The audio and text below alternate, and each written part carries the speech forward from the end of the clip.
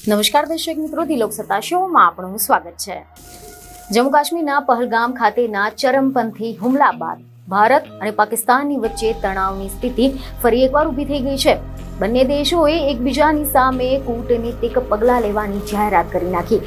જ્યાં પહેલા તો એક તરફ ભારતે પાકિસ્તાનની વિરુદ્ધ સિંધુ જળ સંધિ મોકૂફ રાખવા સહિત 5 મોટા નિર્ણયો કર્યા, જ્યાં જ બીજી તરફ આના જવાબમાં પાકિસ્તાને પણ ભારતના પૂર્વ વડાપ્રધાન ઇન્દિરા ગાંધીના કાર્યકાળમાં કરાયેલા જે શિમલા કરાર છે તેને પણ મોકૂફ કરી દીધી અને ભારતીય વિમાનો માટે પોતાનું હવાઈ ક્ષેત્ર બંધ કરી દીધું છે।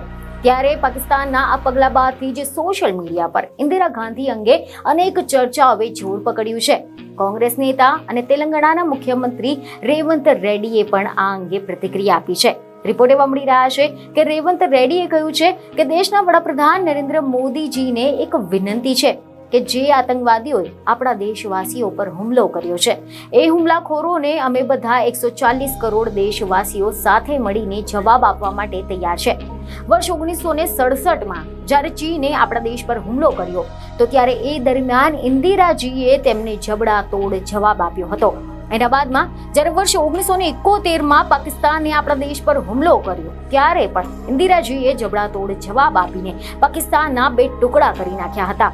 એ સમયે અટલ બિહારી વાજપેયીજીએ ઇન્દિરાજીને દુર્ગા કહ્યા હતા।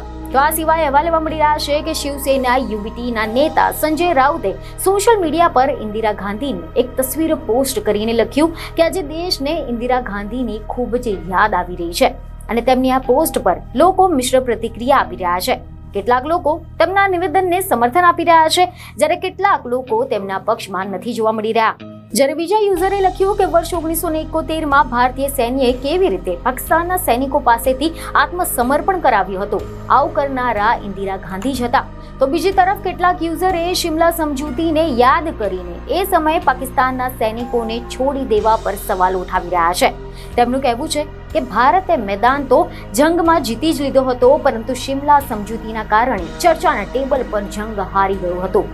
હવે જો આપણે વાત કરીએ કે શું હતી એ શિમલા સમજૂતી, તો તમને જણાવી દઈએ કે રિપોર્ટ એવા મળી રહ્યા છે કે વર્ષ 1971માં જ્યારે ભારત અને પાકિસ્તાનના જંગની બાદ શિમલા સમજૂતી થઈ હતી। આ એક ઔપચારિક સમજૂતી હતી કે જેને બંને દેશોની વચ્ચે દુશ્મનાવટને ખતમ કરવા માટે મહત્વપૂર્ણ માનવામાં આવી રહી હતી।